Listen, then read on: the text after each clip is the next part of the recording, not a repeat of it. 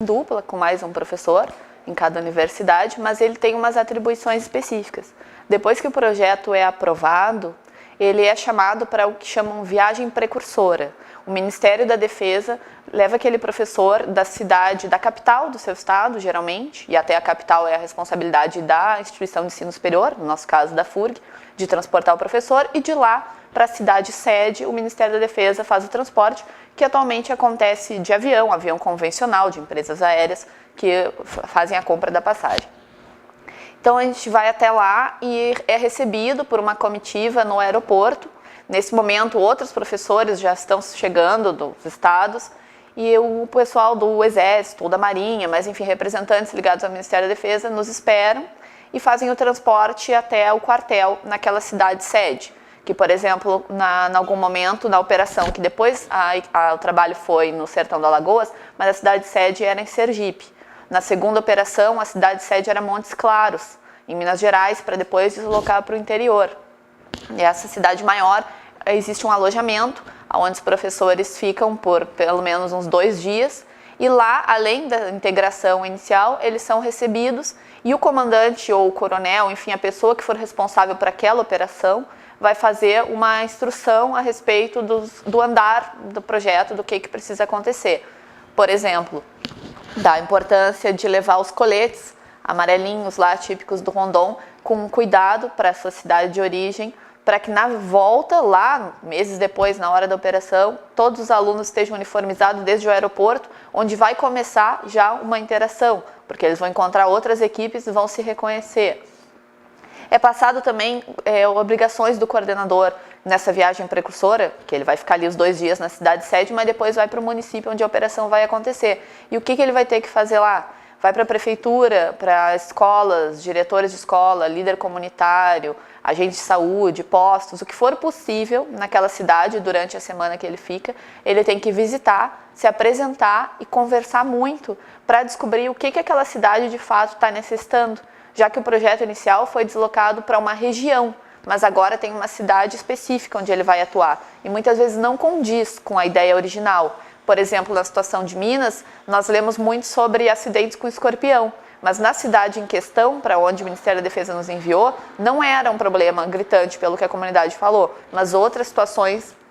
de perigo, de saúde, de doença, enfim, afetavam, e a gente fez uma remodelagem do projeto. Então o professor coordenador fica uma semana lá na cidade, conhecendo, conversando e pegando contatos, muitas informações e muitos contatos. Depois ele retorna para a cidade sede, ele e a sua dupla, no caso, não a dupla da universidade de origem, que essa só vai na operação final, mas a dupla da outra universidade, que é o conjunto B, né, ou conjunto A, são 2 a trabalharem juntos, um professor de cada, de uma universidade diferente, de um estado diferente, passam aquela semana no município e depois retornam para o quartel. No quartel eles vão contar como foi a sua experiência, se o município recebeu bem, se de fato assinou o acordo de cooperação que é levado nessa ocasião, se eles vão deixar o pessoal numa casa, numa escola, como vai ser o alojamento, como vai ser a alimentação, que também é responsabilidade da prefeitura, e o transporte, além de ter também a importância de saber, por exemplo, se existe serviço de saúde, se existe um hospital ou médico, caso haja um acidente com os alunos da universidade quando retornar, se existe caixa eletrônico ou correio onde se possa sacar dinheiro, qual é o horário de funcionamento, se tem lugares para fazer alguma compra de emergência, enfim, todo um mapeamento ali para que a gente garanta a qualidade e a segurança da estadia dos alunos quando retorna para a operação. Tudo isso, então, no final da viagem precursora é colocado para a coordenação do projeto e os representantes do Ministério da Defesa, então, dão instruções finais, entregam o material e o coordenador volta para a sua cidade, para a sua instituição de ensino. Ao retornar, o papel dele agora é chamar o seu professor dupla, chamar os alunos, ou no caso já vão estar selecionados, né? Mas então, que anteriormente ele fez o trabalho, ele chama os alunos selecionados, chama o professor e expõe o que foi conversado, o que ele descobriu, as fotografias que foram feitas. Hoje, com a situação das redes sociais, muitas vezes consegue durante a viagem precursora já estar enviando muitas fotos para os alunos, que é legal para situar eles no trabalho e motivar para a participação. Mas, sobretudo no retorno, isso é passado, de preferência, a ideia é fazer um encontro de todos, apresentar e conversar. A partir dali, modificações vão ocorrer no projeto. E isso é normal, os representantes do Ministério da Defesa já esperam que isso aconteça, então a universidade tem alguns dias de prazo para entrar no sistema e mexer no projeto, botar o que foi alterado e por quê. Por exemplo, pode ter sido criada oficina, como o problema do mal de Chagas, no norte de Minas, foram incluídas várias oficinas a respeito, porque se descobriu lá a necessidade. Mas foi necessário retirar a oficina de inclusão digital, porque a cidade não dispunha de um laboratório com computadores. Diferentemente da outra operação que eu coordenei, que dispunha do laboratório e a oficina foi repetida e foi um sucesso. Então essas adaptações são só depois de conhecer propriamente a cidade e conversar com a comunidade local que se descobre. A partir dali, o coordenador tem a obrigação de reunir os alunos tanto quanto ele consiga e o máximo possível para integração, para estudo, para treino das oficinas, para um entrosamento mesmo, para prepará-los não só do estudo do conhecimento que eles vão levar, mas para lidar com as adversidades, com o estresse que pode ocorrer na situação, com as vivências. Aí, quanto mais coordenadores, professores tiverem experiência nisso, mais chance de prepará-los, porque fala de coisas que aconteceram antes e bota eles para lidar com essas situações, em forma de solução de problemas mesmo, de discussão de situações, de como reagiria. Tudo isso vai preparando o grupo para voltar daqui uns meses, para voltar não, o professor voltar e o grupo chegar lá daqui uns meses e fazer as suas atividades. Até que é chegada a hora da viagem, de fato, da operação. Então, novamente, a universidade é responsável por levar os professores e os alunos até a capital do seu estado. A partir de lá, o Ministério da Defesa faz todo o transporte. No mesmo lugar, no mesmo quartel onde originalmente ficaram os professores, agora ficam todos os alunos e professores, e mais ou menos na mesma lógica. Eles são recebidos, tem as refeições, tem o jantar de recepção, tem palestra de abertura, as orientações são passadas para os alunos, é feito um histórico da história do Rondon, é apresentado alguns dados da operação, eventualmente tem a presença de representantes dos municípios. Todos os municípios participantes são convidados, não necessariamente todos podem ir. Na última operação, por exemplo, o representante do nosso município, de Pedras de Maria da Cruz, estava presente já na abertura. Isso é muito importante quando as prefeituras conseguem, porque melhora já o elo e a comunicação entre todos. E depois disso, 1 ou 2 dias depois, o pessoal é levado todo para os seus municípios, no caso, 2 equipes para cada cidade, uma representando o conjunto A, com educação, saúde, cultura, direitos humanos e justiça, e a outra representando o conjunto B, que vai falar de meio ambiente, tecnologia, trabalho e áreas afins.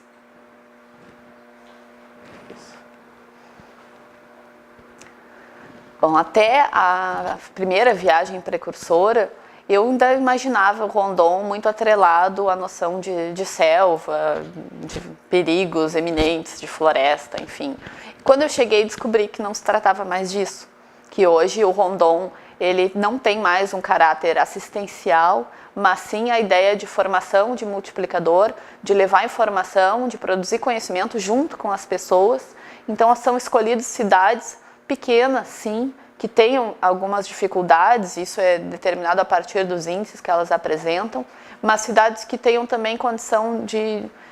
dialogar, aproveitar, ensinar para a universidade e aprender com a universidade. E isso não pode ser feito só em 1 dia ou 2. Então não nos adiantaria passar por vários lugares, deixando alguma coisa e não produzindo conhecimento com eles. Por isso se fica 15 dias, pelo menos, em um dos municípios. A minha chegada no primeiro município, na viagem precursora, foi onde eu descobri que aquela vida era muito mais urbana do que eu pensava, mas que também, sim, existia muita zona rural que necessitava de atenção e que muitas vezes as pessoas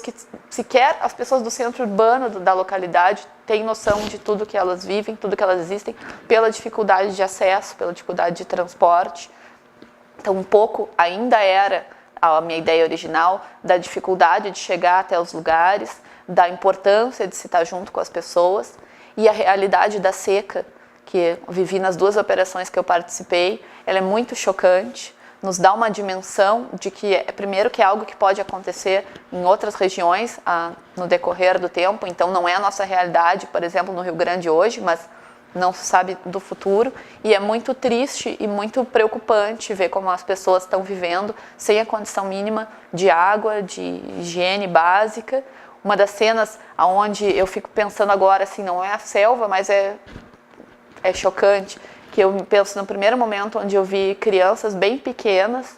tentando pegar nossas garrafinhas, nossas squeezes de água, numa emoção, numa angústia, assim, levantando as mãos, tentando puxar a garrafa, uma cena que eu nunca tinha visto. Eu comparei com ver uma criança, de repente, veja um brinquedo ou um chocolate e queira, porque é diferente, e eu vi crianças pequenas fazerem isso com a água no sertão do Alagoas. Isso eu não pensava que ia passar, quando eu pensava que eu ia num lugar que o perigo ia ser, de repente, animais peçonhentos, mas talvez não tivesse me dado conta do enfrentamento que eu ia fazer da realidade, do apoio que eu ia poder prestar, mas do quanto nós também íamos nos sentir impotentes muitas vezes, sensibilizados com a situação, mas sabendo que aquelas ações ajudam, mas não resolvem. Então, que a extensão é muito maior do que isso e há muito mais necessidade de atuação em todos os campos. Enquanto pessoa, professora, coordenadora dessas duas operações, e espero eu, porque dizem que a gente não deixa de ser rondonista, né? Que uma vez que se é sempre. Então me considero hoje sempre rondonista, independente do número de operações que venha coordenar ou participar, mas tenho certeza que me deu muito mais noção do mundo, do potencial do mundo, porque eu falo agora e me vem na cabeça, na última operação, uma situação onde uma pessoa da comunidade, uma mulher,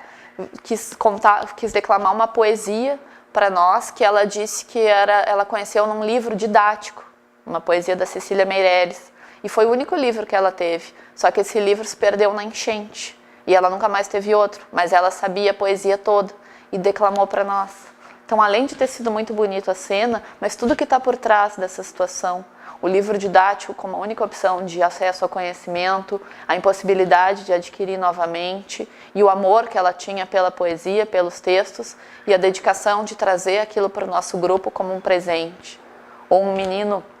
bem pequeno, criança, que veio no final, quando a gente ficou 2 dias na localidade do Rodeador, um lugar do mais difícil acesso no norte de Minas, onde a água é barrenta, onde não tem acesso na estrada. E no final dos 2 dias, o menino pediu para cantar uma música, e veio a avó dele e nos disse, é uma música sertaneja,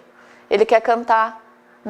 No imaginário ali dos nossos alunos, do nosso pessoal, com a situação da moda hoje, se pensou num sertanejo universitário, alguma música da moda, alegre, que ele fosse cantar. Parou todo mundo para escutar, de todo modo felizes com a homenagem, mas sem saber o que viria. O menino subiu, era uma mesa da escolinha, a mesa feita de cimento, ele subiu em cima da mesa e cantou por muito tempo, o que nos emocionou muito. Um sertanejo de raiz que contava a história de uma menina aniversariante que tinha o sonho de ter um bolo, e só que a mãe dela não tinha condições de comprar o bolo, só tinha terra, só tinha areia, e aí todo o decorrer da música na transformação dessa areia, e aquilo nos tocou com certeza não só pelo talento, pela vontade dessa criança, mas porque ele estava falando da história deles todos ali. Então passar por tudo isso, infinitas histórias que eu poderia contar,